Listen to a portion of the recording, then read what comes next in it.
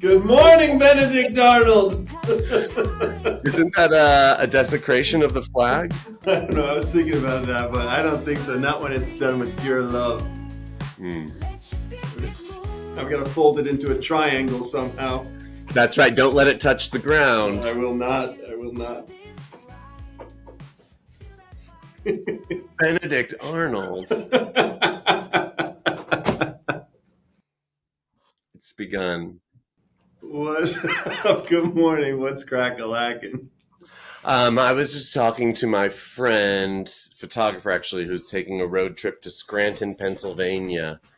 There's this really amazing movie called Wanda from the 70s. It's this female filmmaker whose name I forget, but she stars as like super working class woman in Scranton who just trades in her like kids to her husband to just like go and be on the road. She gives up her like shitty working class job, and that's kind of the whole movie. Is she just like leaves her waitressing job, leaves her kids in the courts and her husband, and just kind of like takes off and has this like, it's super slow. But anyway, so this guy who is a collector of like cinema and all this stuff has put her on this project to go back to Scranton and somewhere in Connecticut where she was from to kind of like document her time in both of these cities through photographs. Wait, so it was an actual story, or who was the actress, or like what? I'll tell you right now. So it's a fiction film, but I mean it's pretty from 1970. Barbara Loden is the. I remember a fish called Wanda. That movie was lit in the 80s. Different movie. This was the only movie this woman made, too. She died after it. She had like some kind of terminal cancer. So it's become, It's on Max right now, HBO or HBO Max, whatever it's called. But it's really beautiful. I would suggest, and has a lot to deal with, although I'm not going to talk about it, kind of the state of this, disenfranchised voter, like the sort of blue class working collar, like blue collar working class. So check it out, Topper J. I can't wait, and listeners definitely. Also, I spent a lot of time on Cedric's website. There he is. He's got the houndstooth. Oh, I got it for you. Dude, I almost rocked the black and white houndstooth this morning. Why didn't you? I'm a little slow. Good to see you. Good to see this podcast. RJ, nice to meet you. Nice to meet you. Yeah. Thank you for doing this. Yeah, no, pleasure. So I'm just going to dive in and kind of just give a little bit of background into how you and I met, Cedric. Yeah. So we met at summer camp in Maine as kids back in the 90s. We've stayed friends for many moons since then. I had the honor of being in your wedding, and I think Cedric. Oh, and before I tell the world how great I think you are, I also want to say we've been on some incredible trips together. The most powerful one was a trip we took to Sedona, Arizona, when we were on a spiritual quest. We were really into Abraham Hicks at the time, or I was really into Abraham Hicks at the time, and the law of attraction. And we freaking saw crystals. We talked to someone about our past lives. We bought crystals. We met Nicolas Cage, who was also on a spiritual quest there. We saw a UFO. It was freaking nuts. And so that was really one of the highlights of my life, that trip. Remember, putting our ambitions and dreams into the river and letting it, flow. And I was freaking, what a trip. It was bonkers. Is it just the two of you? Just us. Just us. Amazing. What did you discover about yourselves after that trip? A lot. I think, it was a powerful experience for sure. And fun. It was good fun. And so I think Cedric is an incredible talent. He has an eye for the future. I always like to say on the show, how do you find the genius? Well, I think Cedric really does have a gift for being able to kind of see a certain light in talent, in people and things, and the way kind of the future works. I'll say, I also know this guy was telling me to buy Bitcoin in 2011, 2012. I was like, oh yeah, man, for sure. And he was doing it. So I put him in a great category of futurist. I think he's so talented with his eye for art, and it's just a great human. And I'm stoked to have him on this episode of Artburn. Well, thanks for having me on. So welcome. And thanks for the incredible introduction. It's really cool that you guys are doing this. I think, I've watched a few of the episodes, and I think it's nice that you've got the video running. It kind of feels personal, but also improvised and free-spirited.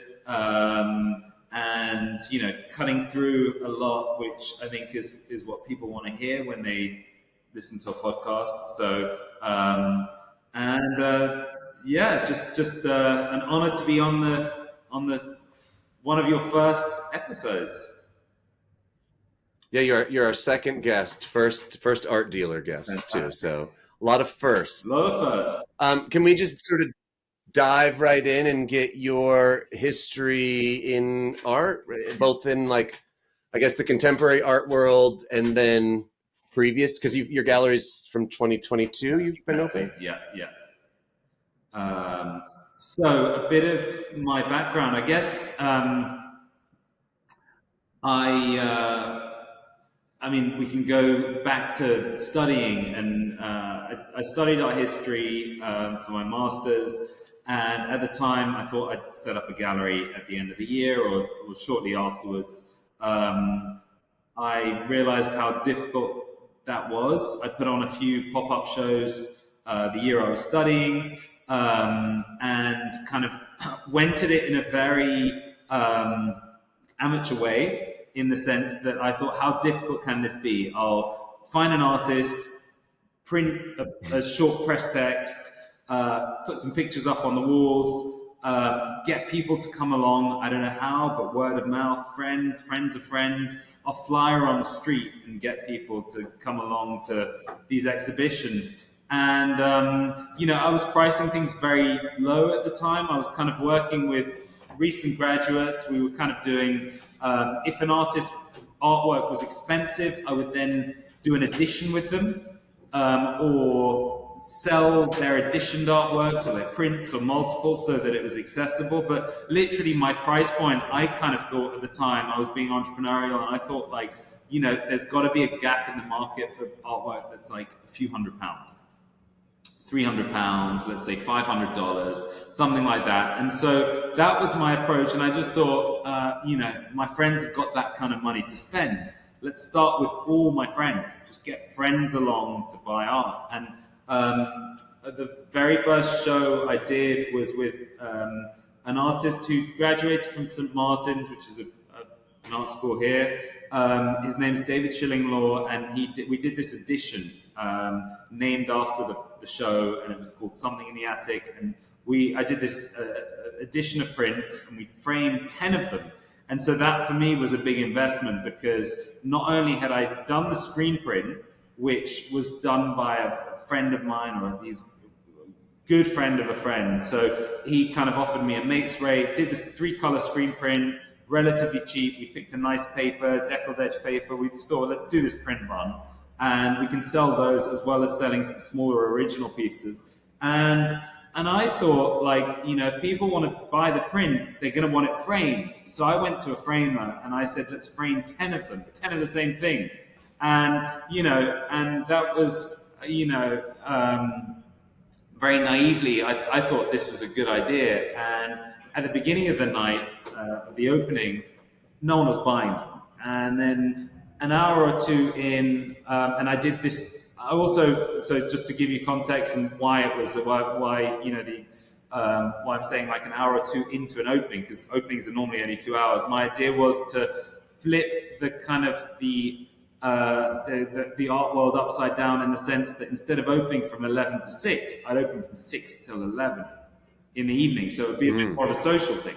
So first hour or 2 hours is really slow, but people come through and, you know, whatever, they're having a good time.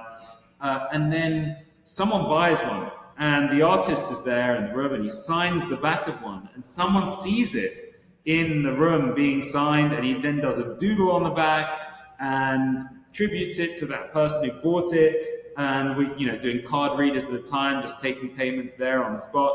And then I had this like queue of people who all wanted theirs on the night signed. And I think I sold every single one of the framed artworks just because I priced them, you know, they were relatively inexpensive. And there was this kind of added aspect of kind of like getting an original artwork on the back in a sense, because it's a print, but then the artist was doing a doodle and giving this sketch and, you know, but anyway, that was like over 10 years ago. It would have been in 2012. So that was the very first show I put on.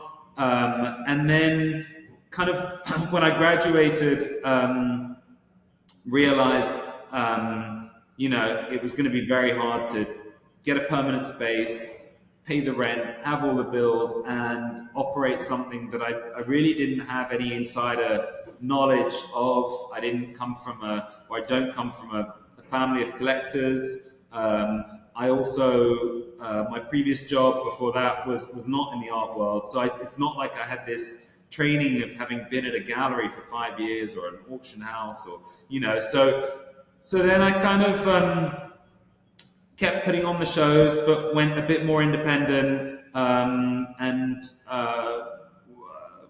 was writing at the time, was like seeing where my interest in music was going, was doing music nights, but also like trying to connect that with visual art. So was connecting artists. Were you getting press? Cover in press? Were you getting any press coverage? I was. The press promoting things like, you know, like Dazed covered some of my shows. It was kind of more pop culture that would cover. You know, it was kind of seen more as like crossover pop culture. I'm just thinking who did. I was getting press. Yeah, I was getting press, which was, you know, when you're working on a pop-up show, you've got this lead time to be able to gather things in advance, which you can't always do when you've got a program where each, you know, I'm now focusing on the show that I'm about to open next week. But until, you know, I have like a bigger team and I'm able to plan further in advance and actually get my commission writers to write essays further. But when you're working on one pop-up show and that's what you've got in 3 months' time or 6 months' time, you've got a lot of lead time. Whereas now I'm not only focusing on the show next week, but I'm trying to sell what I have here and now, and that's the focus. So are you your only employee at the moment? I've got an assistant who's great, but she does. She's now starting and doing several days a week for me. She's going to be doing 2 days a week from now on, which I think is going to help a lot because at the moment I do all the kind of like meeting and greeting, hosting guests, but then also all the admin side of things. I mean, I also mop the floors after the openings because no one will do like 1 hour of cleaning in Soho. On a Thursday or Friday morning, depending when I do my opening. So I kind of do. Yeah. I kind of do a lot because I've then got like full flexibility with my time. I can come in, say if I need to, get on with some tasks, whether it's press or doing the dirty work. I can just come in early in the morning, get that done, and then open to the public at midday. So I'm generally. I'm open 4 days a week to the public. It's a small gallery, but I'm really in central London, so I'm very central. Yeah. Very well connected to tube stations, but then also to other galleries. There's this little cluster of galleries in this neighborhood, which is nice. But also, and part of the reason why I chose Soho is it's always been this cultural hotspot for artists, musicians, but also for art schools, for literature. There's been these like great independent bookshops in the area, independent record shops. A lot of the artists' favorite like hangouts for cultural exchanges. So Francis Bacon's favorite pub was the French House, and they've got all these photos all over the pub with the time that he spent there. So there's these places that that are special to Soho and unique to Soho, and therefore I picked this as a neighborhood. And also it's relatively cheap compared to an area like Mayfair, which is I guess the most desirable place in terms of having a gallery in central London, for commercial reasons. But yeah, I picked Soho because it's a central spot, and I think it's it's got a lot to offer culturally, and it's a real leveler. Like you can ask someone from South London, East London, West London, meet in Soho. It's right in the centre of London.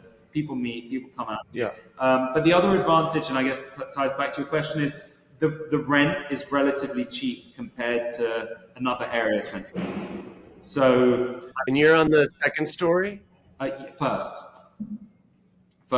story. Above a sex shop. Oh, wow. Yeah. That's nice. And it's So that's a basement? yeah, It's a basement sex shop? It's a ground and basement. Oh, It's a okay. ground So basement. something in the attic. So to bring it back to something in the attic, speaking of basement, how were you thinking about that artist, David, that artist that you chose back then before you got into the game? As to what were the qualities that you saw in that person that you thought would be good to represent?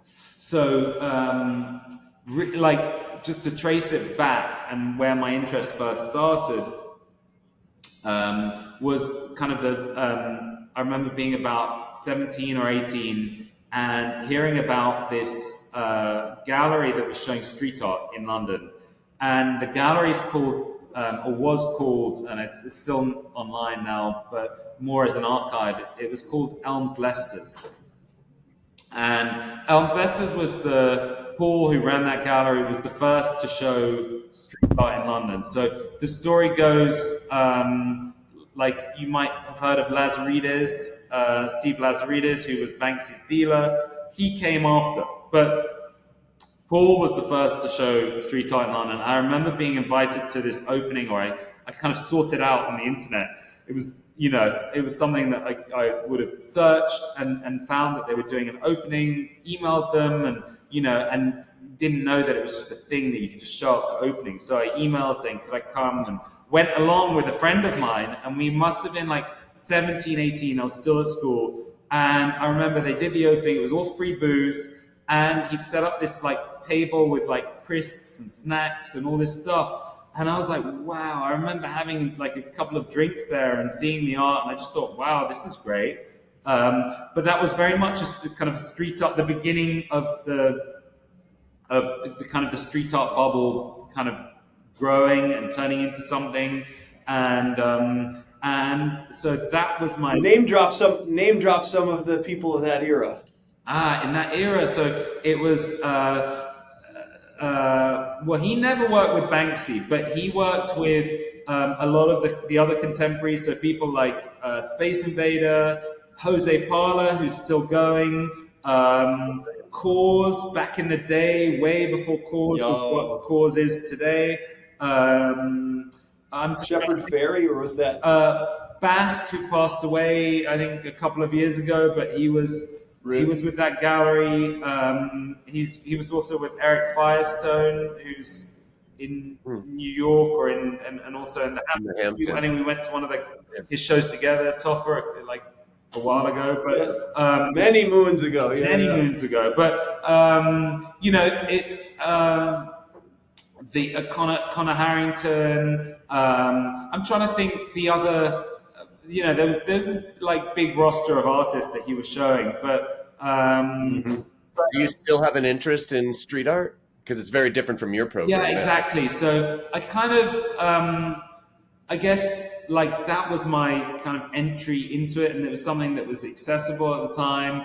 At this point, I was a teenager. I really, thought it was exciting, and it was, it was of that period, and it was almost like it was so informed by like other subcultures of the time, like the music that people were listening to, the like lots of it was kind of then kind of had this relationship with skateboarding, and so I was also into a lot of these kind of the West Coast street artists, so artists like Barry McGee and who are like, I think they're in museum collections in the West Coast, but there was this kind of connection with street art and culture and subcultures, which kind of brought me into it, and I just thought it was interesting, and it just felt different, it felt new, it felt culturally, it just felt fresh, and so was very interested in that at the time, and then I think like studying art and art history shifted everything for me, because not only was I discouraged to like focus or spend too much time thinking about that, but it kind of opened me up to, I guess, conceptual art and thinking a bit more critically about art and how to curate a show and what makes a good show, and I don't know, just kind of opened me up to kind of to other things, and so Would you say your taste evolved? yeah, Would you say that kind of the street art didn't satisfy? Yeah, I mean, definitely. And I also think it was the way of the world, in a sense. Like, there's a decade for everything. And I think, in terms of art movements, the street art decade was really 2000 to 2010. And I'm not saying, like, interesting stuff can't be made now, but it's a bit like graffiti or subway art.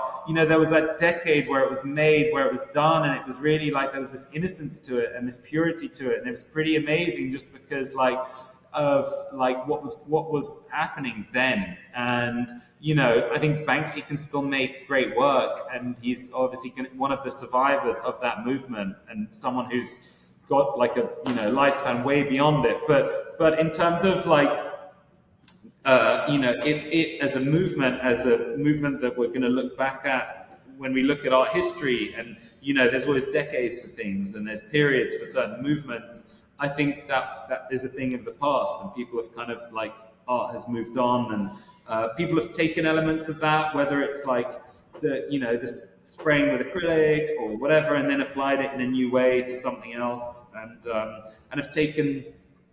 Yeah, I mean, I think it lives on in other ways now. That kind of that art. So with your program now, when you were talking about Soho and the choice to be in Soho, like logistic, but it also seems to match what I saw of your program on your website and how you do like stories and these interviews with your artists. Yes. Wait, and you. Sorry, I just interrupt. What for us non-art, kind of art outsiders? What is it? What is a program? The hell's a program? So it's on the BBC every night at 10 p.m.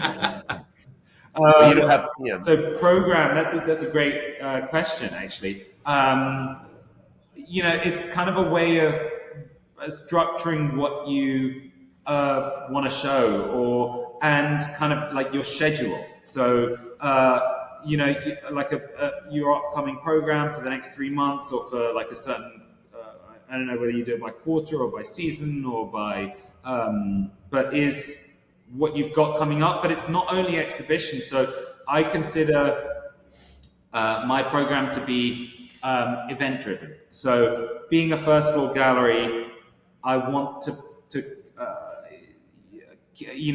get people in through the doors, but also allow a conversation to happen. And I think that happens best when you get a group of like-minded people who come along to an event, and it's not necessarily just a private view, because a private view just gets busy and I get lots of footfall and people have drinks, but they don't really get to see the art. So an event might be something. Wait, so I don't know what a private view. I don't know what a private view is either. A private view, a PV. A peephole? Well, I mean, I think in the States you might just call it an opening. Yeah. Yeah. Oh. But here, I guess it's just a kind of maybe a slightly archaic term that doesn't really mean what it means. And I get like a few annoying art critic types who come to the gallery and they say, well, why do you call it a private view? It's not private because you put it on your Instagram and you make it. But it's kind of just using a bit of like old-fashioned language to say like, this is a special thing that we're doing to like cheers with the artist and you know, and there'll be free booze and you know, come along and it'll be, you know, it's a nice way to You have to do that. to open the show. So back to the private dancer. Tina. Yeah. So private view, I guess the same as an opening, and then program is like schedule, but can include exhibitions and also events. Very cool. Sorry for that big interjection. No, I was talking because on your website, which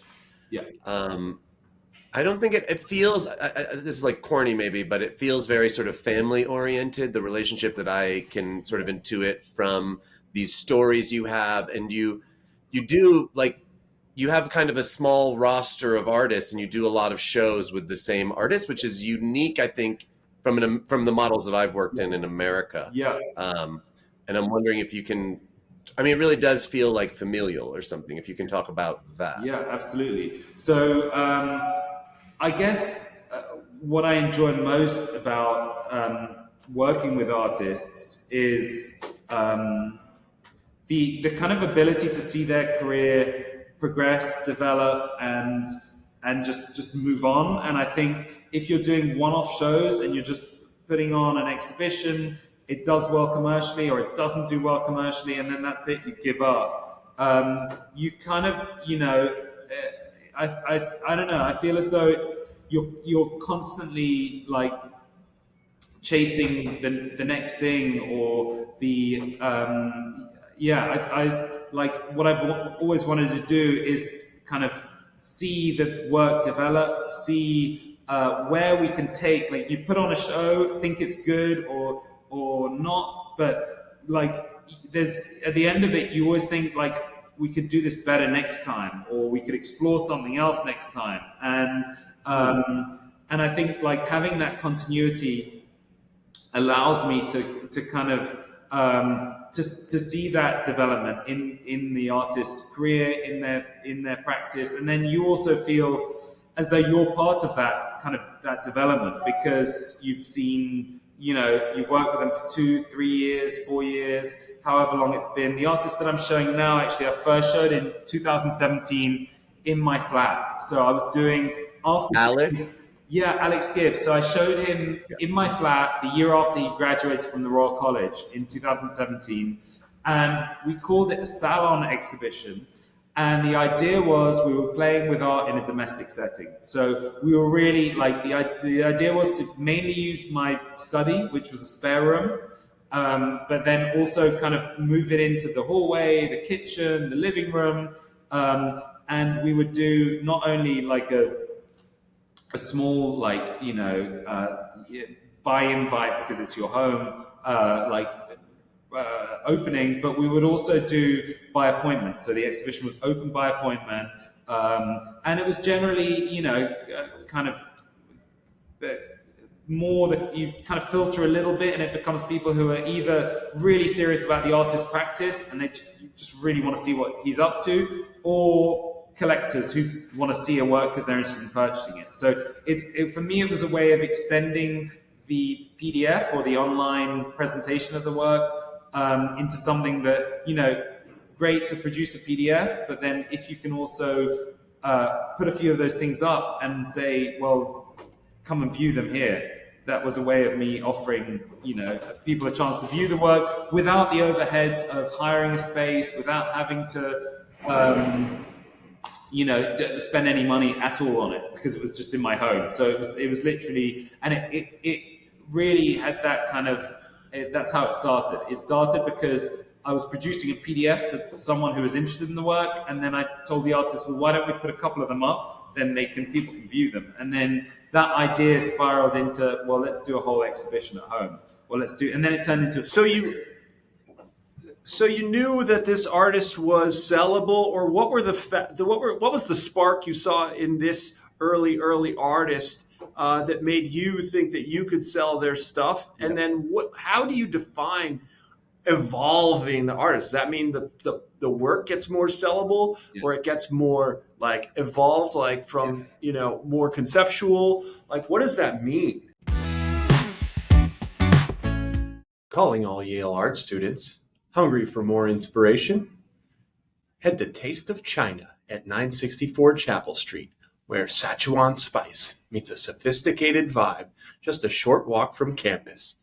Nothing says next-level art appreciation like indulging in a bold flavors that you'll make your creative senses pop. Fuel your late-night critiques with dishes like legendary Kung Pao chicken and sizzling Dan Dan noodles, crafted to keep that creative flow going. So bring your Artburn podcast hot takes and join us at Taste of China, where flavors are as bold as your artistic vision. Yeah. So in terms of identifying what Alex was doing that I thought was interesting, I mean, there was a lot of humor in his work, which there still is, but I think he's like, there's also a maturity in what he's doing now, and he's bringing that into his work. Whereas I think he was always approaching things in a very whimsical way when he just graduated. So you knew he had the artistic chops. You knew that he had like the painting ability. Yeah. Exactly. You saw that. Really break it down for us. Like, okay, what are these factors that separate the artists that you want to represent from any old artist off the street? Like, literally, really break it down for us, because again, the mission of Artburn is to bring in an audience that is unfamiliar with the art world, to make us listeners, or to make the listeners really understand what's going on, like from a really basic level in the mind of and the strategy of a gallerist. Yeah. So, I mean, I guess one thing I try to do with the artists that I work with is choose artists who aren't shown by other galleries in London, or who don't have another main gallery in London, so that I'm adding something to the cultural landscape. I never want to be showing the same artist that 5 other galleries are competing for just because they're hot and because their work's sellable. To me, that's kind of like, some balls on this guy. I like it. And I think it's, you're then adding something rather than doing what everyone else is doing. In terms of, how to pick an... Okay, so I'm going to break that down. So basically, okay, numero uno, you have to find the motherfucker. Exactly.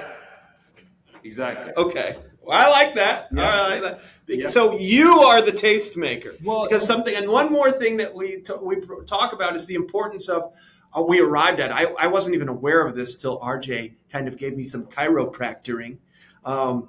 Basically, the importance in the evolution of an artist is dependent upon the gallerist, the collector, and the artist working together as a triumvirate. Yeah. And soon to be the podcasters. So how, like... Okay, so... Yeah, break that down. I really do think it's when an artist doesn't have a name and isn't your Alex Katz, he's Alex Gibbs, Mm-hmm. there has to be a symbiotic relationship between maker and gallerist, curator and creator, and there has to be this conversation where you're not only making good work, but there's a good story to be told, and there's you conjure up something that's special, that speaks to an audience, and you're creating the narrative and the story, because you're not just selling off a name. you're selling Yes. a story.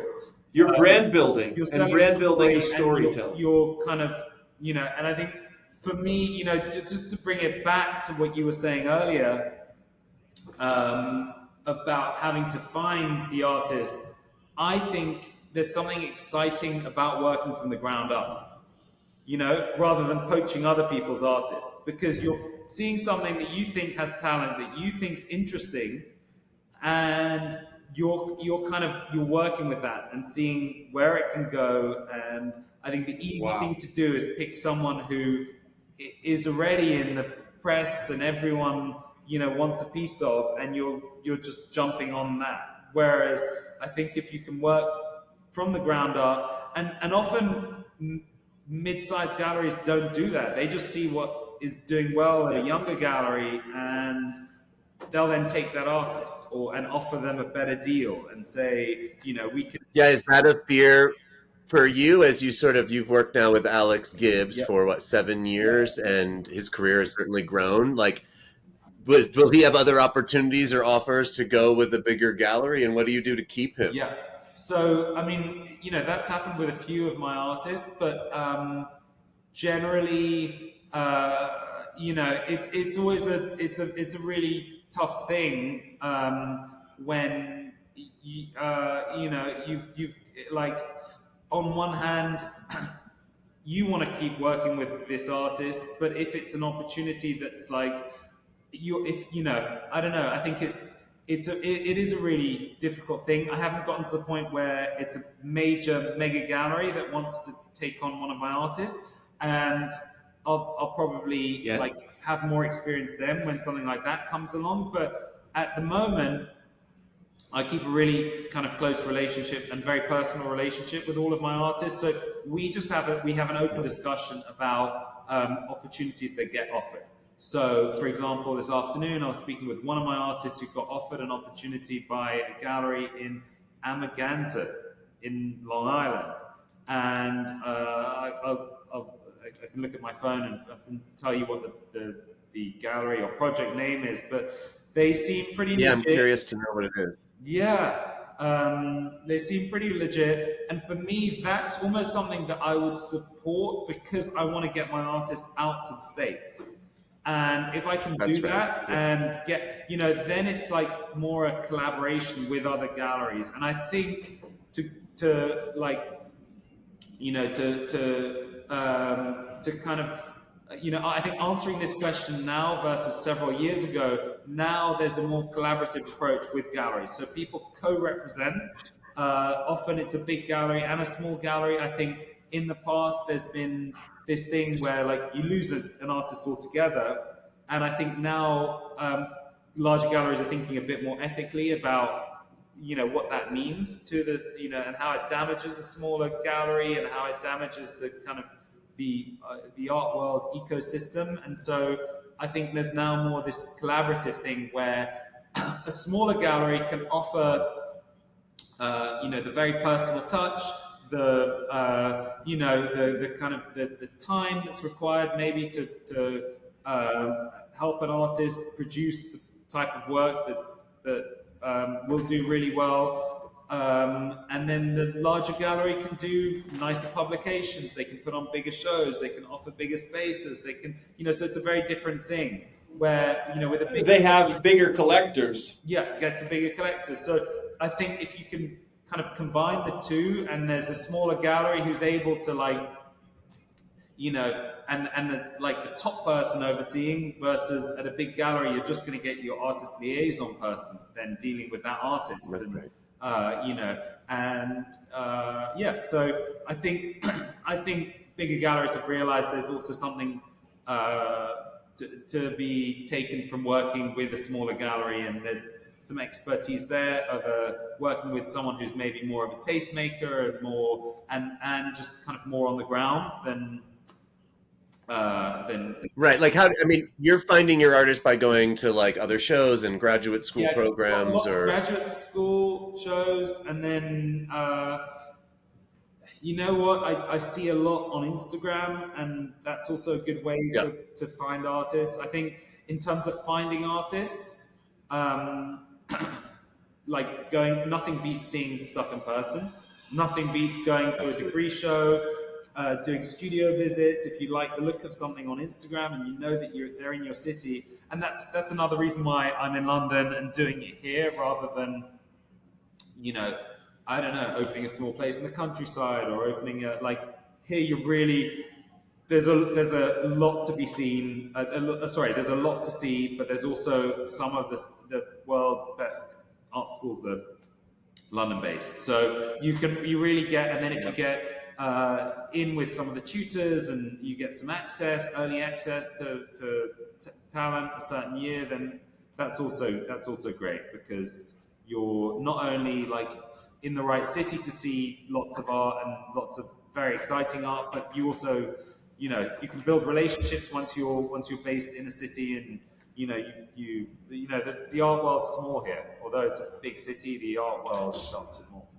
But you have no problem finding artists that you like in and around London, basically. Yeah, I mean, so my program is, I would say, like over 50% are London-based artists, well over 50%. But I would say the program's broken up into early career artists who found their voice and I think are doing something interesting and who I'm really excited about. Define interesting a little bit. Define, like, really hone in on what that means to you. So, I mean, Copper just wants to know who's a genius in your roster. Yeah. What do you see that's profound? I want to know that spark. I want to know what someone's doing something different. I want to know who's plugged into the aliens. Give me that. So, in terms of like what I find really interesting, what I think is really exciting, someone who has their own language, who's just going for their own thing, regardless of trends, regardless of what other people think, and regardless of how the market is dictating what they should be doing. So. Wow, really, that takes chutzpah. What gives you the chutzpah and the confidence to do that? Because that potentially opens you up to some major whiffs also. Yeah, of course. I think the thing is, we're in this day and age right now of if you present things well, anything can sell. Oh, baby. So anything can sell. Sell me this pen. Yeah. Sell me this pen. 101. So I think it's... Sell me this pen. I think it's, it's very much about like identifying something that adds something to art history and not like completely reinvents the wheel, but because that's impossible to do, but is kind of adding something in their own way and not completely derivative of or completely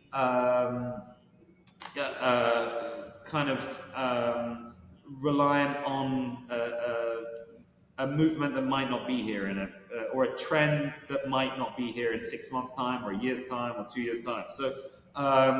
So yeah, I mean, and that can be defined an independent voice. So give us an example of that, what you just described in one of the artists that you show. That's really exciting to me. Yeah. So before this show with Alex Gibbs, I showed an artist called Anthony Banks. He was the artist that I opened the gallery with in 2022. He was the first exhibition. I'm now on the 21st exhibition, so I've kind of kept the program moving quite quick.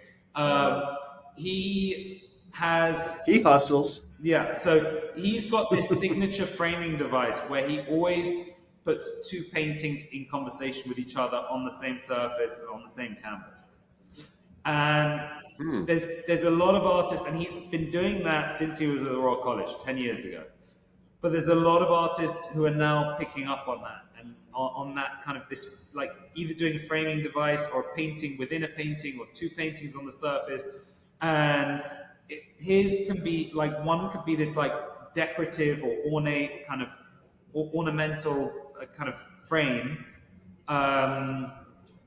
that's almost, that references maybe one part of or one influence of his, and then the painting within is often more painterly, more figurative, and there's this interesting dialogue that happens between the two paintings, but also the surface and how people read a painting. So you don't, when you're looking at one of his paintings, you're not only drawn to the subject or what's going on in the frame. Your eyes are pulled out to something that's outside the frame, and why should the subject of the painting be the only thing you look at or the only thing you analyze or pay attention to? And so I think that's a kind of very interesting signature to his work. And then the subject matter, like, he's very consistent with his subject matter. He's very interested in old industries that don't exist anymore, but that make up the landscape, that make up the British Isles. His work's a lot about England. So he's a very, very British artist, but I'm happy to be working with someone like him because he's the artist that I'd bring to an American fair if I was doing something out there, just because it's so signature and so different to what you might see in LA.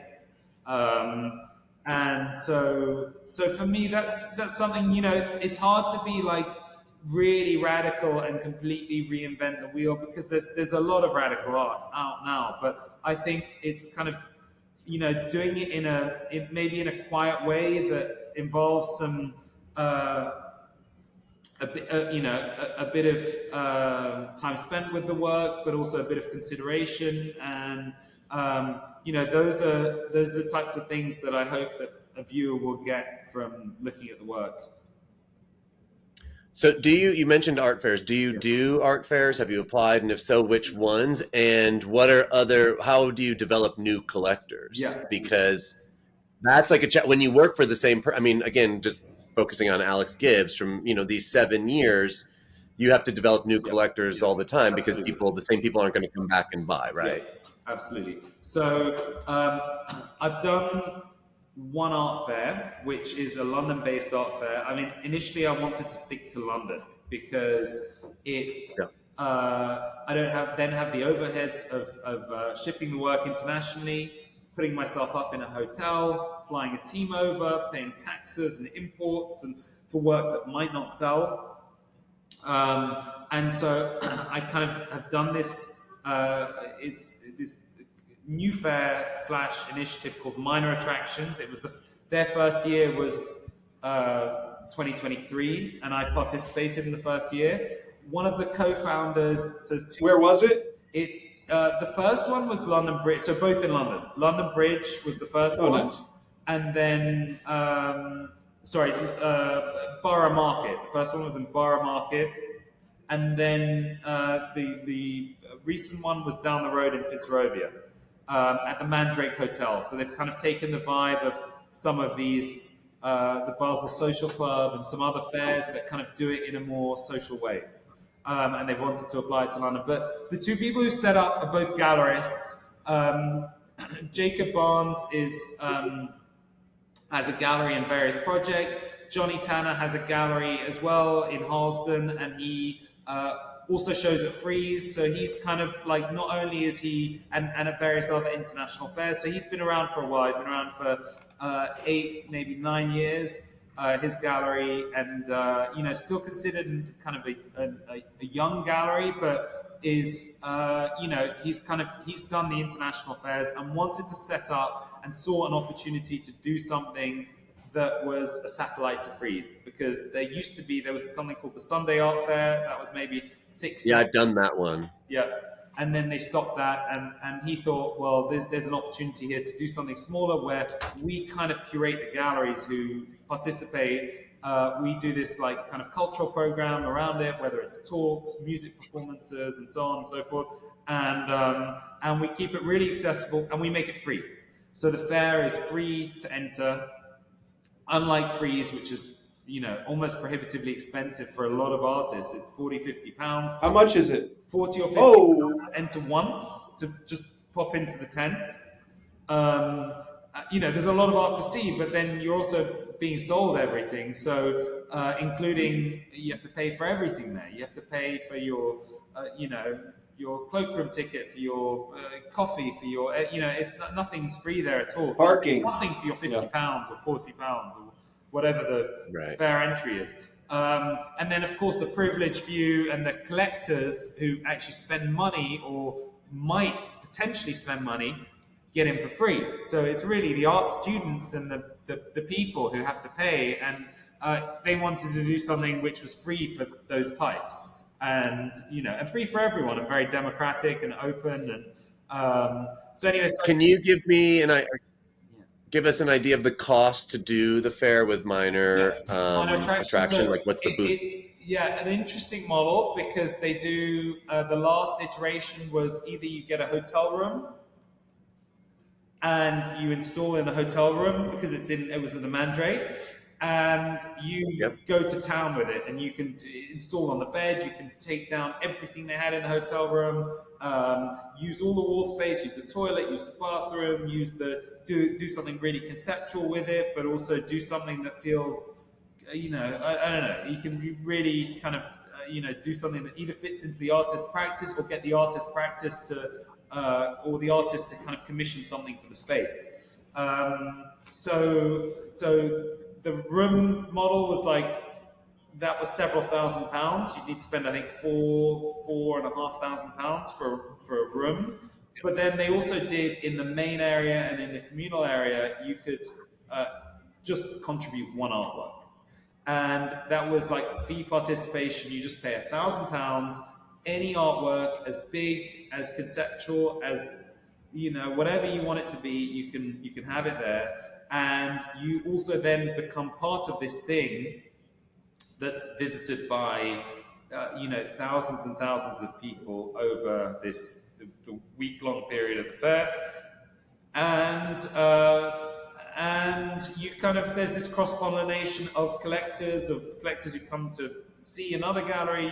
You kind of pick, in a way that happens at larger fairs. But because there were more communal areas where galleries were mixed and matched and all put together, there was, I guess, a bit more of a conversation between everyone. So it was just a slightly different model, or very different model, and the barriers to entry were lower, because you didn't have to fill in long applications, you didn't have to pay to apply, which might be successful or unsuccessful, but you just kind of, if they liked what you were doing, it was kind of an invitation, but they probably were also accepting submissions, and you pay £1,000 and you become part of it, and that's it.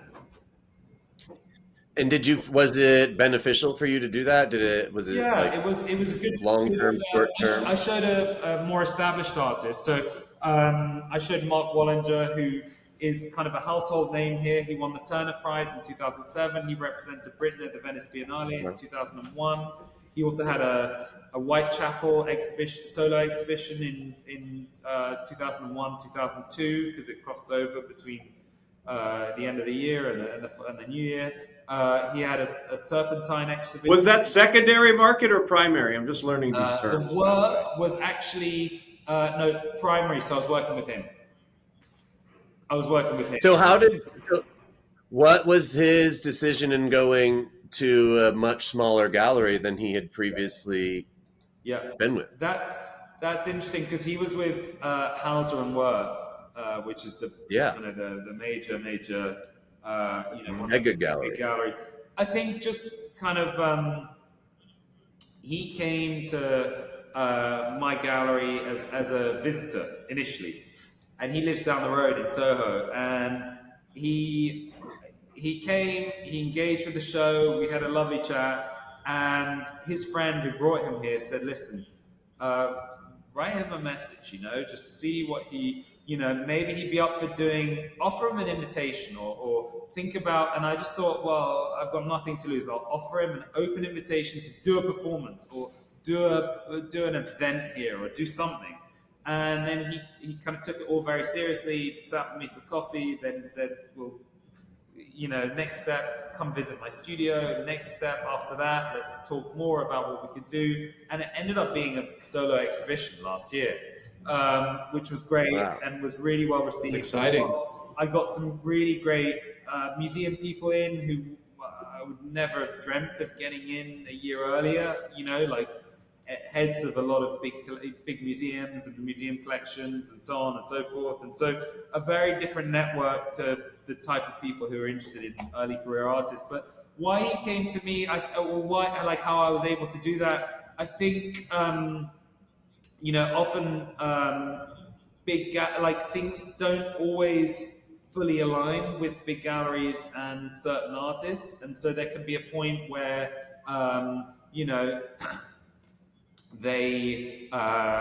there's a kind of, maybe a parting of ways. And so Mark is no longer with Hauser and Wirth. I don't know how much of this I'm allowed to say, or kind of officially, it's probably online, but I believe they've kind of parted ways. So it was kind of probably timing was everything. I got in at the right time when, But he was with them when you did your exhibition?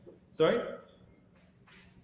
He was with Hauser when you did your exhibition? He was. I think it was kind of. We had. We had their blessing in the sense that they published my exhibition on their website. If you go to their website, they put on his bio, they put his exhibition with me. But for them, I think it's important that their artist gets seen. And so if it's doing a project with someone else or some kind of, it's not like I kind of went in and said, "Oh, well, I'm taking the entire estate and I'm representing," but it was, it was a good. I think it was kind of probably timing more than anything, and just giving something a go and not being afraid to ask and to see what would happen there, and and if whether there was, just ask whether there was an opportunity there, and there was, and That's great. we made sure we got the clearance and the go ahead and the kind of, and it was all, and then just went for it. Yeah. How's the market in general, just in the UK? Like, how are sales, and like, what's your general price point, and are you selling at that price point? And so my price point is, I would say, in the range of, it's kind of a bit bigger range, but 1 to 20,000. As in, okay, one would be like, these paintings that I've got up at the moment are a specific project of Alex. They come after his exhibition with Anthony, which was the previous exhibition. So it's the first time I've done two exhibitions, like an artist directly following his, a show of his. So there's this kind of, there was a sequence to it, but it's a different project. They're all plein air paintings. They were done in 7 days. Over an extended period, but over 7 days, and they're 14 paintings, and they're very small scale because they had to fit into a case and be, and he had to paint on them outside and then travel around with them. So we priced those very reasonably, and the idea. What's reasonable? Can you say the price? So like £1,000. £1,200, £1,400. Those are the 3 price points of this show. Do you have some left? Sorry? Do you have some left yes, from the show? Got a couple left, but the show's done quite well. It's. Well, I'd like to see a checklist, but I'm happy that it's doing well. Yeah. You have a shopper. Yeah. Yeah. So in terms of going back to the market, in terms of how it's. I think the market's softened this year. Sales are harder. People are taking longer with decisions. There's other galleries are playing it safer when you go to art fairs, whether it's because I went to Frieze and then directly after to Art Basel in Paris.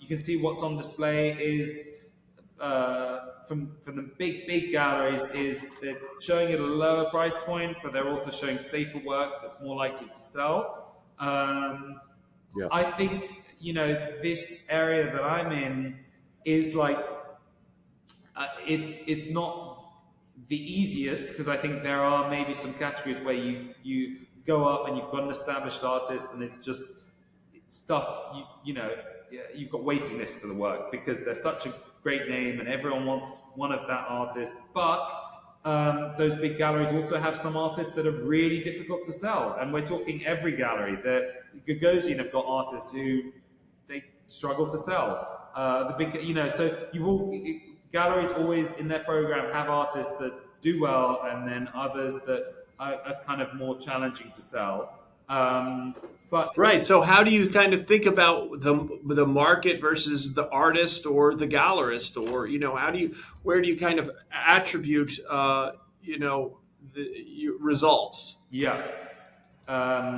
Well, I think it's like it goes back to your question about the program and having an interesting program as a whole, and that.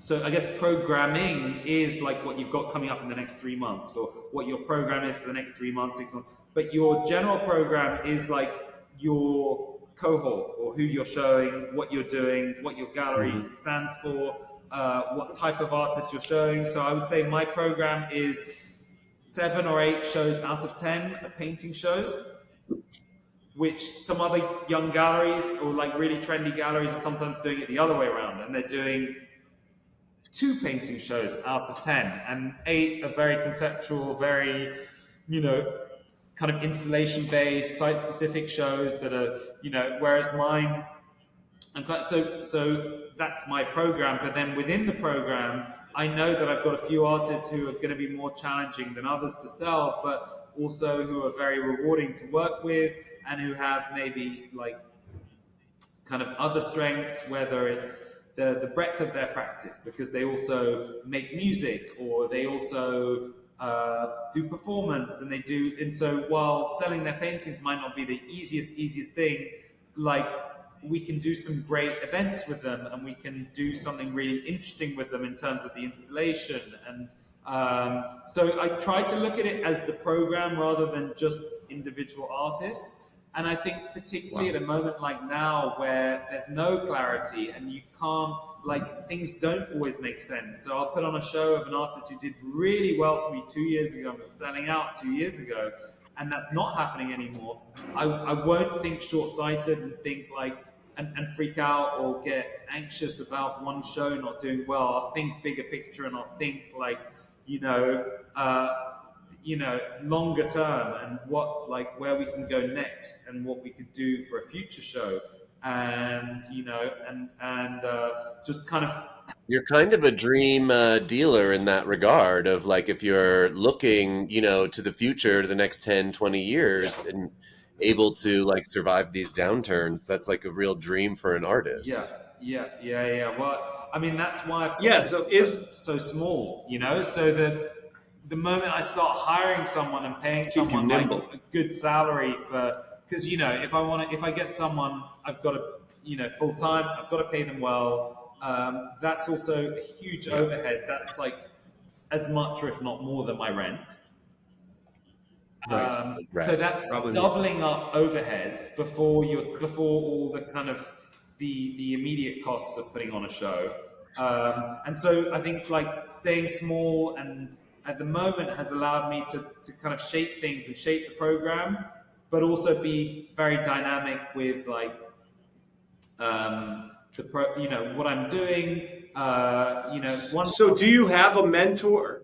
Do you have a mentor or like a true North gallery that that you admire, that kind of that paved the way for you and your methodologies? Yeah. So that's one thing I'm looking for. I'm looking for a mentor, and I kind of have great conversations with other dealers, but also artists who are more experienced and who've kind of seen it all, friends who are more the kind of dealer consultant types, who have a good gauge of the market, people who work in the auction world, in the auction houses, people who work in, and just having interesting conversations with, or having conversations in general with people who have information in different kind of areas of the art world, I think has been really kind of important and informative to what I'm doing and and the approach I've taken. But in terms of like a solid mentor, I think, and I know, I kind of get snippets of guidance from gallerists when you go to their gallery and you chat to them about something, and and because everyone is going through the same challenges and the same on a maybe a different scale, or they present themselves in different ways. But these kind of some of these issues are universal. So whether you're a really tiny gallery or a large gallery or a mid-sized gallery, you're kind of thinking about the same thing. And so, I kind of have done it very informally through conversations and coffee or a drink at the pub, and kind of, I know. You know the Art Fair Nada, yes, the new yeah, art dealers alliance. I know, at least in the States, they have a mentorship program where they partner like bigger or like galleries that have been around for a longer time with newer galleries. yeah, And so, actually, my friend and someone I've shown with, Lauren Marinero. She's on the board of it, and she mentors like and a it's gallery. coming on the show. She's coming on the show. She mentors like a younger dealer that's been in business for just a few years, kind of giving her yeah, experience as like a director and as a gallery owner. yeah. I have two more questions. Sure. I have many more, but two more. Like, what did you do before you had a gallery? You said you had no other than your education, and music seems to play an important part. You have like I read something about like you have this sound system that's in the gallery, and you work with Eddie Rouchet, and you have a record label. And so, can you talk about those two Yeah, things? absolutely. So before the gallery, my first ever job was a corporate job. I joined a graduate trainee program in finance, and just kind of did that because it was the first thing that first job I was offered. Went to a graduate fair. Just thought, well, I've been studying for this long. Let's just get a job and be able to move out of my parents' house. Be self-sufficient, and it seemed like a decent gig. And I did it for a few years, realized that wasn't for me, and then went back to studying. So then after studying and doing my master's in art history, I think for me at that point, when I enrolled, I wanted to be a gallerist and set up a gallery. But I also, while I was doing it, realized I wanted to become a creative and like move into the arts, and the arts in a more generous sense of the term, as in music. I was interested in doing some writing. I was interested in journalism. I was interested in photography. I was interested in all these things that kind of, and I wrote my MA dissertation on the interface of visual art and sound.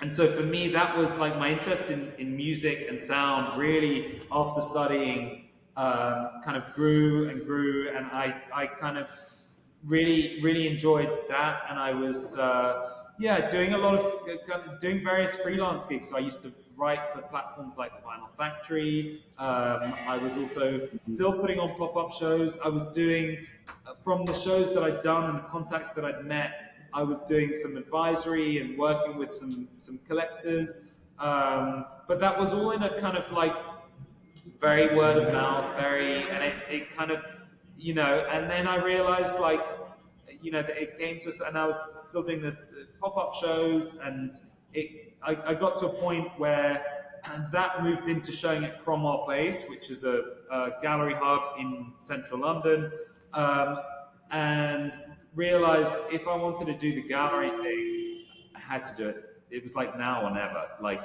commit to it.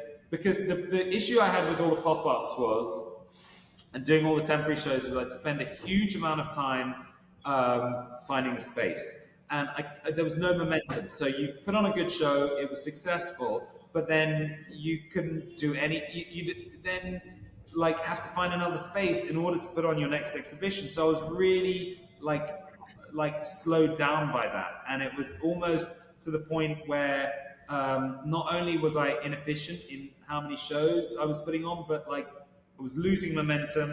And when you then have conversations with artists, you haven't got a space. They're saying, well, you want to put on a show with me, but where are we going to do it? Or and that always became slightly problematic. So I thought, let's set up a permanent space. And to tie in with your question about the music, because of my interest in music, I thought engineer the space for sound. So when I was setting up, I kind of constructed a sound system around the space, the physical space. Bought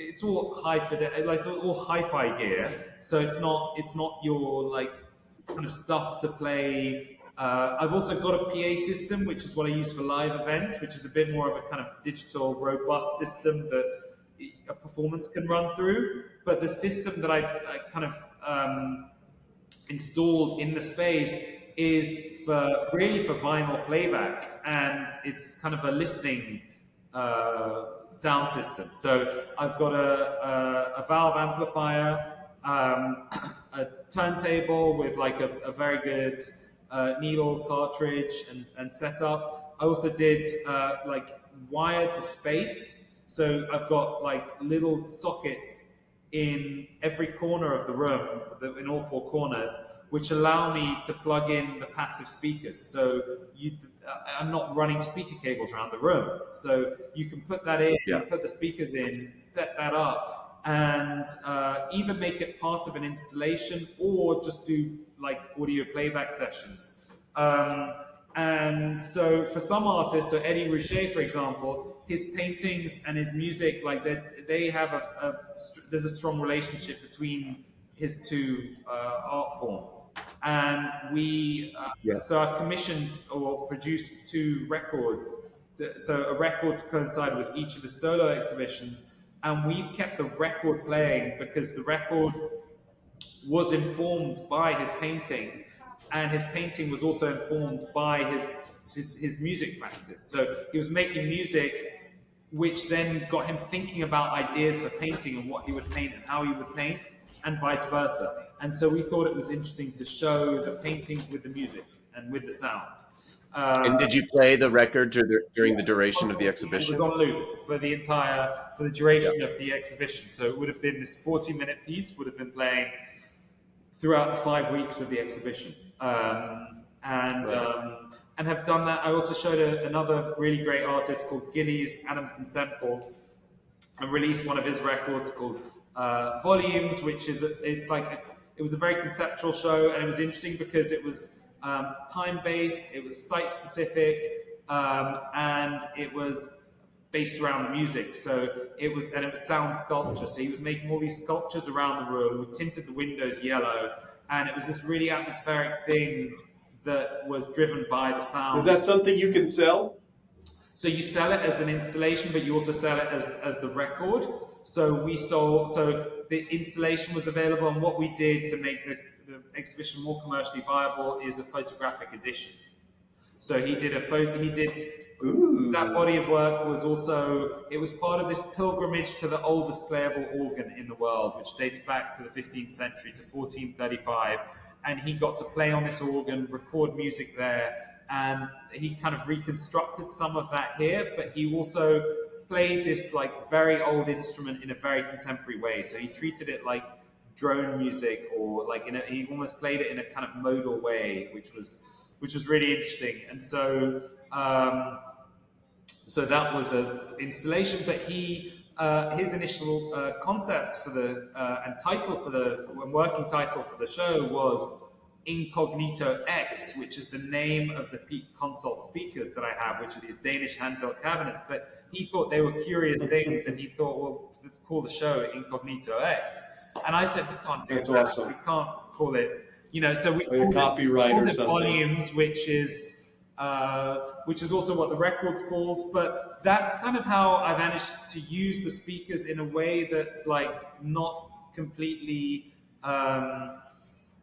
kind of disengaged with the exhibition or the program. So I have tried to, I've taken the opportunity whenever it's shown itself to integrate that aspect of what I do and make that part of an exhibition and the program. And I think also for me, like the music side allows me to, everyone publishes little, artist books or publications or catalogs or whatever, but not many galleries, or there's not any galleries that I know of that have a record label and that publish records. And I also think like records are a really democratic way of getting art out there, because you can do the cover art, which can be done by the artist. You sell them for £20 each, or £25 each, $30 or whatever. And it's a way of kind of like doing something that's maybe not like very kind of limited or part of an extremely small or exclusive series, but is just kind of, and is not too precious. You have the record, if it gets knocked around a little bit in a bag, or gets used or played out, or sits on someone's shelf, but then also kind of on display on someone's shelf, like that's great, because, or even Right. You can also frame it, and it's an affordable artwork, yeah, right? exactly. Like, But you can also pass it on. it's a limited edition. Yeah, exactly. And if you've outgrown it, you can pass it on to someone else. Or if you loved it, you can buy another one and give it to someone and say, check this out, listen to this. But it's also done by a painter, and the cover is... So all the releases that I've done, except for one, we're doing done lithograph or lithograph printing, so it kind of has this, and then a risograph insert. So there is kind of an artistic quality to how it's presented, and yeah, and it kind of, it feels like a bit of an object. So you can take it, you can do what you want with it, and it also has like a kind of a life, whether you have a record player or not. So you could buy it and just want to read the inserts and have it as an object and just put it on the shelf and put it on display. It sounds like you and your program and the gallery and how I imagine you work with artists, it just seems like very considered and like, I don't know, like patient in the back. Like it just seems like you're patient and you are like interested in the long run, and you take a long time to think about. Even I've just stuck on, you said a lot of galleries do, catalogs or tote bags or T-shirts, and you're like, well, I want to make a record label. Like that makes good sense, and it is. I mean, I know some galleries that have put out maybe a record or something with a specific piece, but not to sort of incorporate it in the way that you're talking about. That I think is really fascinating. And you also said this thing earlier that I think hits kind of what I'm talking about, where you listed yourself as like, the relationship between the artist and the gallerist, but then you also said, and the curator and the creator. Yeah. So you're sort of wearing two hats as a gallerist and a curator. And, the artist also kind of wears two hats as the artist. Maybe that's more the business side, but then the creator, and you have to kind of marry those things. And that's what feels, I think, in talking to you and in looking at your program, just again on your website and looking at images, like how consistent it feels and really like warm. The work even feels warm, and like it's a soft palette, a lot of the work you choose, and that sort of hits the tone that I get from you and how you work. Is that intentional, or am I missing something? Or well, thank you. I mean, that's a great compliment. Our next sponsor is O'Reilly Auto Parts. O'Reilly. Looking for parts that keep you running as smooth as your latest masterpiece? Swing by O'Reilly Auto Parts. From brake pads to spark plugs, we've got what you need to keep your ride as finely tuned as your creative vision. Stop by, sing along, and leave with parts that are always in tune with your drive. O'Reilly Auto Parts. Ow! I think it's kind of, I guess the word organic is cheesy or whatever, but it has just kind of happened naturally, in the sense that I've had a bit of a vision for what I wanted to do, or at least like a sketch in my head before I set up this physical space. But I didn't know what I would be doing a year later. I didn't know what would be. I didn't have a year's worth of program when I'd set up. I kind of had a few artists that I wanted to show. And I would say that I set up the gallery for a handful of artists who I was showing before. And because I thought there's an opportunity to take their careers somewhere. And you mean you set it up with these artists in mind? You considered them in their careers, and you were building your space. Yeah, exactly. And that is like lovely. Yeah, it's unbelievable. So just to kind of offer a platform in London, but also, to then kind of explore further and see who else I could bring in and what else would work within the program. So, I would say, I think all of the things that you mentioned are very much what I'm trying to do with the program, and sometimes that's a challenge because you have to make commercial decisions. So, the Critical. yeah, the what gets shown and then what gets selected from the studio. Sometimes I have to be difficult with the artist and say, well, love that and that's great, and you've got to keep producing work like that, but it's not suitable for the gallery. Wow. And so there is a bit of tough love as well, in the sense that, we kind of, and I guess another thing that goes into these shows is all the studio visits. So I've never shown an artist without visiting the studio, including the LA-based artists that I show, including the Berlin-based art. So it's always kind of going out there, making the trip, seeing the work. And not that I'll go every time before a show, but before actually showing an artist, kind of, I think, having that, the kind of feeling things out, getting a sense of what they're about, what their practice is about, what the work looks like in person, and what we could do with a show and what we could do with an exhibition. I think it's, And I've said this when I had my galleries too, because it's such a small operation. Like, I'm assuming you have to really like the artist in general. You have to like them as a person. Exactly. And I think the people that you work with as well. So for me, it's the same as the technician that I work with, the photographer, the designer, the assistant. It's a relatively small team. The art handler who does my transportation in London, even my shipper. I've got two shippers who do my international stuff. One is very kind of cheap and cheerful, and the other's really pro. And so it really depends who's on the other side and who's buying it and what what their requirements are. But I enjoy working with all these people, and the moment things don't work anymore because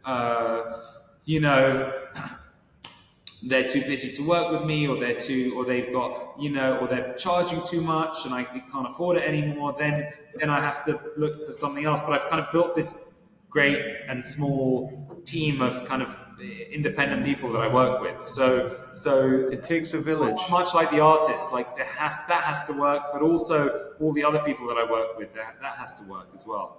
When it's a small. Do you try and employ that same? Sorry. Do you try and employ that same relationship building with your collectors? Is that important to you to build relationships with them? Yeah, absolutely, and try to, as much as possible, involve them in shows or artists that they might not have collected before and might not necessarily be interested in because it doesn't fit into their collection. But I still will invite them to the events that I'm doing, or if you're doing something interesting with an artist that might not be on their radar, it's exciting to, for example, this show we did a kind of an opera performance here, and I invited some people who, because all these paintings are after or kind of inspired by the British composer Gerald Finzi, and so and Gerald Finzi, his music was very much about the landscape, and so the artist Alex went to where Gerald Finzi lived and decided to paint that and his surroundings and what he would have kind of, what would have fed into his music. And we thought, in terms of an event, if we could then bring the music in a way that's not contrived and not too literal, we're not literally pulling the speakers out and playing 70s pressings or renditions of this classical music, but we're getting a young musician to pick out his favorite pieces and do it in his own way, and there's a relationship between that musician and the artist, and we kind of do do a unique event that feels kind of special, and invite people who might not be into this artist, but they're into classical music, or they're into which is also something I didn't realize I would enjoy as much as I did, but I did, and and just kind of keeping that very personal with collectors and inviting them to, like, and that's why I keep the program event driven and do these things. So I've done dinners at the gallery. I've also done poetry readings. I've done artist talks. I've done music performances. I've done artist performances. So all of those things help with the storytelling and the prospecting. Yeah, I think they help of new collectors. Get people in, exactly, and I think whatever gets people in through the doors and allows you to kind of nudge an important collector or an important supporter, because you're like, I think that was the difficult thing. That is the difficult thing that some maybe art advisors or consultants find. If they don't have the artwork for someone, then they don't really have a reason to get in touch, or they don't have whereas when you've got like an interesting event, you can just kind of invite people to an event. And sometimes you can do that in a completely non-commercial way. So I'm not just sending them a catalog every time or a PDF. You're kind of saying, come along to an event, and then it happens through that. Do you sell at these events ever? Do you sell to someone who comes in off the street? I do. And it's, it's not like there's like big queues to like, and not like a huge amount of business happens at these events, but I would say that really drives the business, and it allows me to secure sales. Well, and that becomes part of your program and the sort of legacy of Cedric and the gallery and all of that, right? That you're event-based, that you have a record label, and Absolutely. So, like, you get your page in art history too, and you're doing it by trying to stand out and be different in London. Thank you. Thank you. It's good to. I think it's good to like be able to have a program that's slightly different to other people's, but also connected to what's going on in the scene in London at the moment, and internationally, because I think lots of other galleries are also doing a great job of events and interesting things and exciting things and engaging with an audience in a way that maybe wasn't the case 5-10 years ago. I think definitely not in a way that was happening 20 or 30 years ago. I was speaking to so the next artist I'm showing is I think an artist that Topper is familiar with. His name is Paul Housley. Paul Housley, the painter. Very nice. But he was talking to me about the early days of Viner Street, and and people used to literally, to get people to the openings, they'd get someone into the gallery to do juggling or something really random that wasn't connected to the program, which was really novel. But now people are really, galleries in general, but and I'm not the only one to do this, but they're doing stuff that is kind of somehow cohesive with the rest of the program, or either the program or what's on display at that particular moment in time. And so I think that's changed in the last 20 years, in the last 5-10 years, but certainly in the last 20-30 years, where there's a bit more of a conversation between disciplines. So if an artist is multidisciplinary, but they've got a painting show up, but they also have a music practice, get them to do a performance in the space, get them to express ideas that they can't in their painting practice, but they can in music. I gotta pee. Excuse me for 1 second. So, do you work to get your art, or are you interested in your artists having galleries do you manage their careers in Europe exclusively, or do you want them to have a gallery in Berlin or the States, or what's that like? I think, that's, something that's quite hard to fully offer when the galleries that I'm connected to internationally is fairly limited. So it's really hard to suddenly be able to get my artist shows abroad. But that's the dream, and that's why I think going back to things like international art fairs, or even just traveling for fairs, traveling to see art, traveling to new cities, visiting international galleries is important, because you build those relationships, inviting people who are visiting from abroad to come and see your program, see what you're up to. I think is really is the way forward, and it's such a personal thing, to build that relationship. But absolutely, I'd like to get my artists shows abroad, both in Europe and in the States, and wherever else in the world we can hit. Do you pay yourself a salary? At the moment, not a kind of not really a set salary. I haven't set aside paying myself. I've actually tried to invest as much as possible back into the gallery. So people often ask, do you buy your artist paintings at the end of the show? And I wish I could from every show get a painting, but it's really difficult when I'm at this early stage of being 2 years into the program and 2 years into existing in this permanent space. So I guess at the moment still very much in that stage of kind of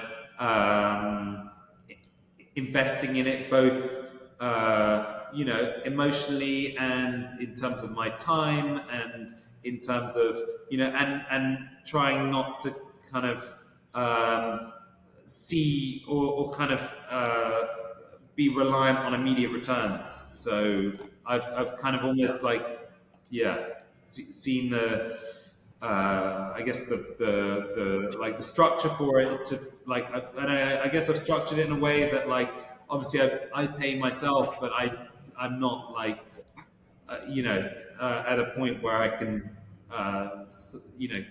pay myself a huge salary, and then also, and it goes back to what we were saying earlier about getting people to help, which is why I take on a lot of the tasks, because if I can do it free of charge and do it without explaining to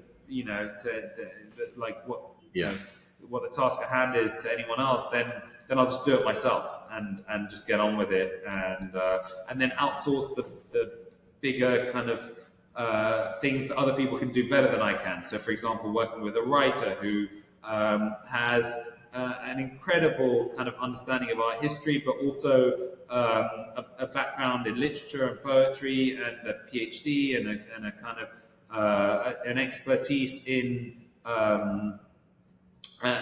both in academia, but also in research and writing. And so that frees me up, and that frees up a lot of time. And then, so what specifically is that writer writing? How do you integrate that into the program? What is it? For me, as just a patron, I really ask myself, what the hell is this guy hiring a writer for? Just chat GPT it or something, I know the humanity and all this stuff, but what the frig are you doing over here? Humanity. Let's use AI. So, I mean, the writer's side of things, I think, it's really important for the artist. The artist, important for a collective. Oh, literally writing descriptions of the works? No, doing the art part of it? Kind of these long-form essays about the body of work and about the works themselves, but who's reading that in this? Who's reading that in this day and age? And fucking TikTok people are, swiping. I read some of the interviews on your website. Yeah, exactly. Oh, you are highbrow. I got one reader. I'm talking to the people. Yeah. You'd be surprised. People come in and they read the text, and sometimes they're 2,000 word essays, and they spend 10 minutes of the gallery reading it. But I think it's something that you're offering. It's also, it's like the record label thing. It's not a huge earner, but it adds something to the what you're doing and what. So I don't think there are many other young galleries that will commission an academic long-form essay on the work. Absolutely not. What are you, crazy? But it becomes it's more of a collaboration, though, in some ways. If your artist makes music, you'll incorporate that. This feels like more, it's part of your whole family model, which I'm calling it in my brain. bringing in a writer demystifies kind of the visual and vice versa. I think it's like another marriage that you're creating in your space. Yeah. And how do you quantify the payoff for that, though? So, I mean, long-term payoff would be something like if a work ends up in a museum or an institutional collection, then they've got a text that is anchored in time because it was written in 2022 or 23 or 24, whenever it was written. Wow, my And dog is thinking he's using his noodle. Someone can then, use that in the future. So say a work is like a painting is acquired in 10 years' time, they can go back, what provenance was there? Which exhibition was it part of? Did anyone write about it at the time? And if you've got something that was written at the time, I think it has a lot of weight because it captures a moment in history and in art history, whereas well, that's it. Again, I think you're creating your own art history too. It's like you're not waiting for the Academy to come to you. You're going to the Academy and saying, write about this because I think it's important and it's going to be useful 10, 20 years down the road. Yeah, I think so. And I think, it's also a satisfying thing to do when I get the essay back. And the writer is very much a friend and part of the family here. So it's great to work with him, and then you get involved in other things. So whether I do a publication launch of the gallery or do a video with an artist and you do some kind of, like he'll step in and be part of that, or you do an in conversation at the gallery, he'll join. And so it's this thing where it's sometimes the writing is a part of a bigger thing. And as always, Artburn is proudly sponsored by Prilosec. Got that creative burn, but not into the heartburn? Let Prilosec handle the fire so you can keep your focus on what really matters, making art that sizzles. Keep that passion going strong without the stomach drama. Artburn and Prilosec, fueling the art and fighting the burn. Let me ask you this. I have to go shortly because we've been on for 2 hours, but I could talk for a lot longer. But can anybody, first of all, how do we contact the gallery? How do our Artburn listeners contact the gallery? Do they contact you if they are interested in art? Will you sell to them? Topper's convinced that there's like a golden liberal gate that doesn't let people in. And I'm wondering this is what I keep on saying. Like, the gates are open, but so how do we get in touch with you? How do Artburn listeners? So I got a landline. There's a phone number on the gallery website, but really I would say Instagram is great, and it's just my name. So my Instagram, you've probably noticed, I try to keep personal. So I've kind of done a mix of gallery stuff and also personal.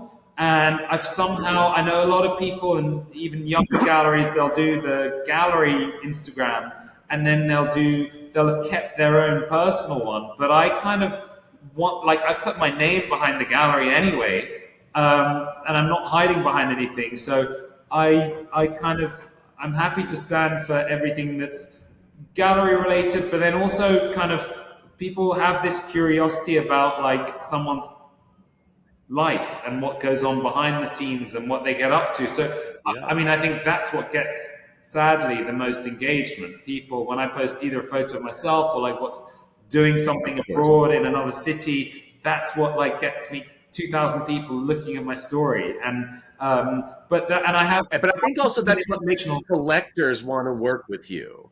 Right? Like, collectors want to see you, like you're their sort of entrance to cool and culture, I think, in that way. If they see like you and your life, and that's my feeling anyway. Like, collectors get off on that. I think, in a good way. I think, Instagram is this personal tool that allows you to kind of have a voice and speak. And I think in this age where, I mean, don't get me wrong, some of the things I do are quite polished because there's a professional photographer who's taken the shots and they look very clean and maybe a bit too stark, but then like some of the photography is also quite raw, or it's quite, so I try to mix that up in the way that I try to mix up the kind of the personal and the gallery, I try to keep a level of professionalism, but then inject a bit of personality to it, and a bit of soul, and a bit of personality, and a bit of, I don't know, like grit to it, so it feels real.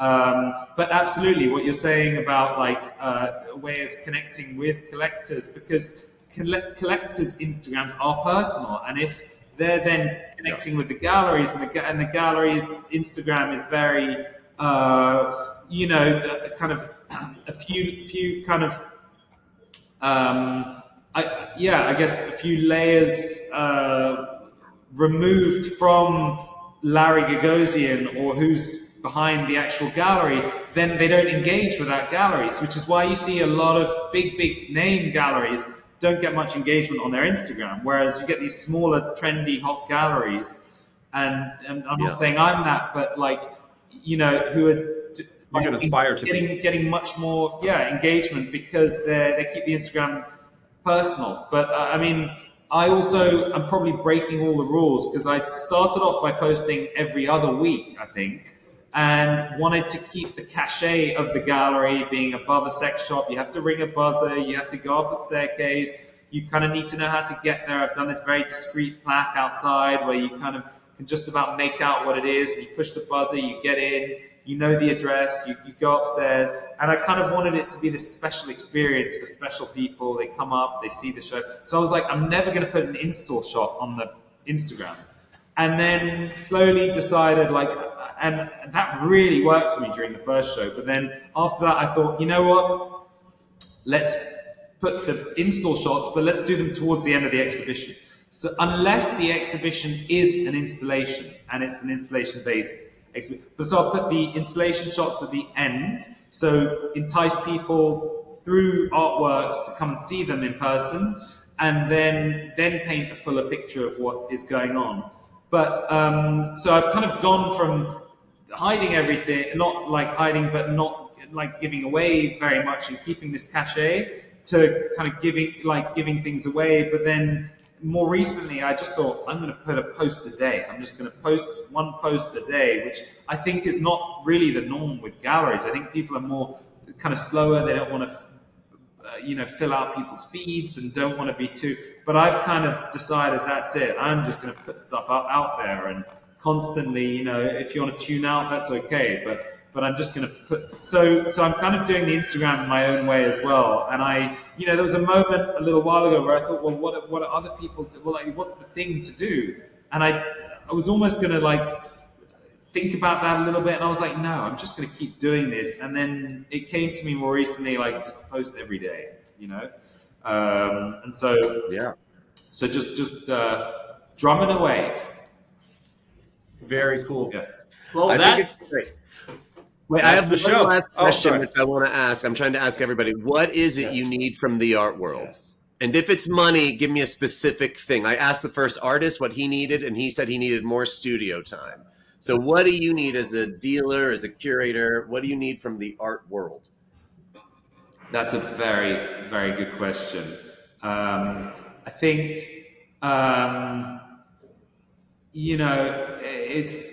it's really hard to, because I think that it's all based on several things. But I would say,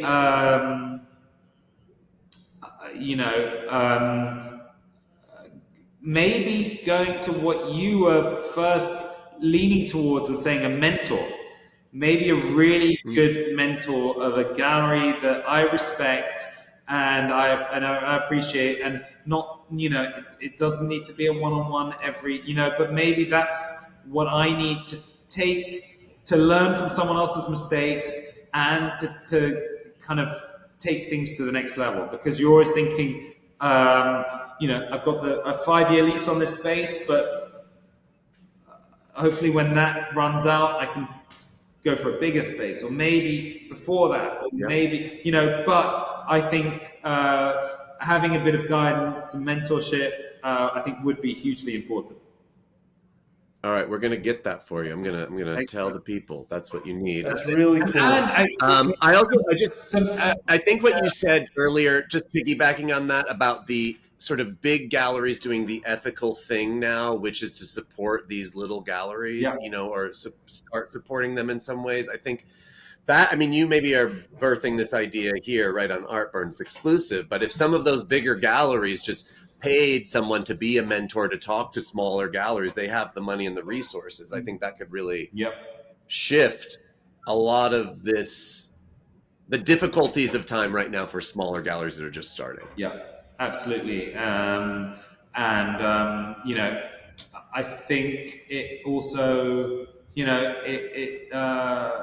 there's a lot available. So you can go to talks and public talks and forums where bigger gallerists will give that kind of advice. But I think one-on-one, like very honest, kind of heartfelt mentorship is probably quite different to that kind of the top level thing that might be a bit more of a seminar or a program or a public talk or there's definitely several ways to do that, and I think you can get information from all of that, and why limit to one when you can have get advice from several people with several different approaches. Yeah. Amen. Yeah. Incredible.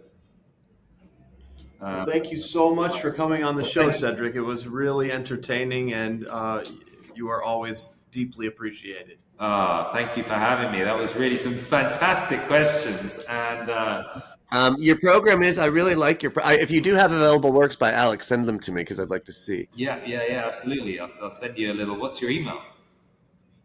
Oh, RJ Supa, SUPAJR at Gmail. RJ Supa Jr. at Gmail. Let me just note that down. Or we'll text after. I'll ping it to you. I'll ping it to you, yes. And in the meantime, we always, I'm not sure if you've listened to an Artburn episode, but we have advertisements. So, oh yeah. Did you write stuff? Yes, they're at the bottom of the interview agenda with Cedric. Okay, I didn't. Hold on. We have 3 sponsors this week. We've got. I'd like to read the first one, and then maybe RJ, you could read the others, or whichever ones tickle your fancy, RJ. I love Miss Cleo. So. Oh, perfect. She was a lesbian. Oh, I didn't know that. There's a documentary about her, actually. I think on Netflix or something about Miss Cleo. Oh, because she's dead now too. You don't know Miss Cleo, I assume. She was an American icon. It was like back in the day when you would call like a 1-900 number, and she would be your fortune teller on the other end, and you would pay like $2 a minute for her to tell you like your life is shit or something. Exactly. Okay, so this week, Artburn is proudly brought to you by the 4 bigs: Big Pharma, Big Tech, Big Brother, and Big Y. Because in the art world, it's important to be completely sedated, fully surveilled, and always contemplating your big why. And speaking of big, for a limited time, Robertson's pork chops are 30% off at Big Y. That's right, tender, juicy, and packed with flavor that'll make any meal unforgettable. These pork chops don't just satisfy, they deliver flavor that's downright unforgettable. Robertson says, if these pork chops were any fresher, they'd still be oinking. So come on down, grab a pack, because dinner this good shouldn't be missed. Prilosec. Heartburn got you burning brighter than a bonfire? Tired of that late night pizza coming back for revenge? Well, it's time to put out that fire with Prilosec. Imagine a world where you can enjoy all the chili dogs, nachos, and extra spicy challenges you want without feeling like a dragon an hour later. With Prilosec, say goodbye to the burn and hello to freedom from fiery regrets. Take only as directed, because taming your heartburn shouldn't mean risking the rest of you.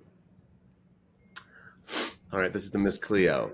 She sees maybe in a Miss Cleo voice, if you could do one. Oh, I don't think I can do that anymore because she was Jamaican. Oh, is that not allowed?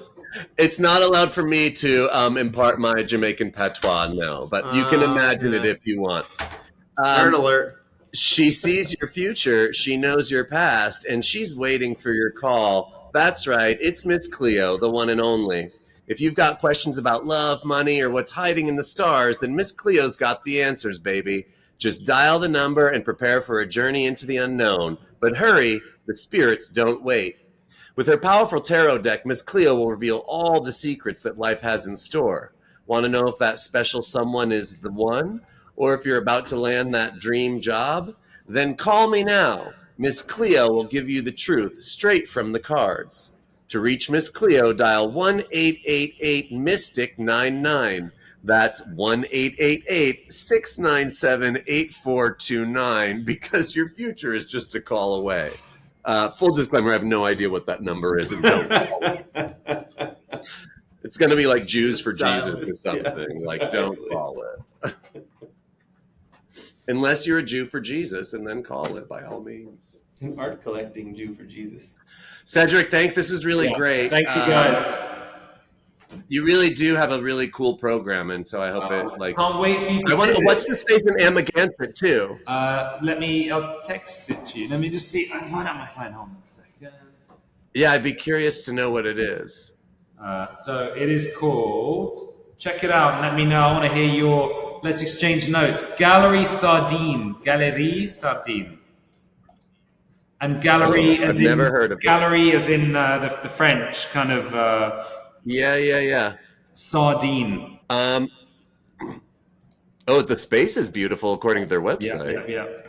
So if that's a yay, then give me the yay, and if it's a nay, give me that. But well, right now I'm looking at it. Well, we can talk offline, but it seems like it's just in Paris right now, right? no, it's in Amagansett. Oh no, Amagansett, I see. Wow, I already follow them somehow. Oh, Topper's on the pulse. Topper's ahead. I mean, they show artists I know, like Sam Fall. I mean, it seems like a beautiful space. Yeah. Good stuff. Well, yeah. so this episode will be, we release the episodes generally on Mondays, so this one will come out the 18th of November, so pretty darn soon. Oh, and also if you have like images that you talked about that you want to send, we can have Aaron, our control room guy, pop them up there when we're like talking about like Alex or Eddie, or like even a link if you want to put in links to like the record shop or where we would buy records or something like that. Cool. Where? Put it all. When do you need them by, the images? I don't know. Tell Topper. They'll probably edit, this coming week, Tuesday, Wednesday, Thursday. All right, so beginning of the week.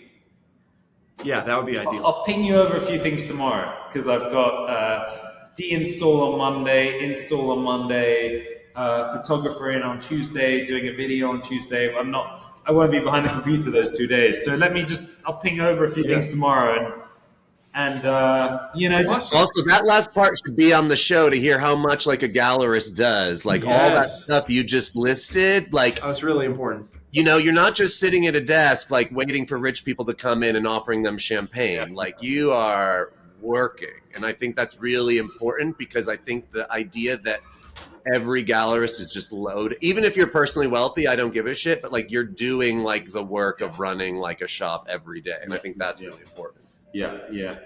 I mean, that's absolutely, that's the reality, and often doing like several people's jobs because that's just, when it's your own thing and, you just kind of, you have to do it and adapt and, whether it's, you have to once over everything. So you have to. Your name's on the door. So like CedricBardawil.com. Go to it, buy all the art, buy the record. That's it. Follow them on the gram. Follow them on Instagram, and we look forward to seeing what's next. Fantastic. Well, thanks, guys. Really great to be part of this. Thank you so much. And have a good weekend. It's Friday. Yes. You too. It is Friday. All right. Artburn. Thanks, guys.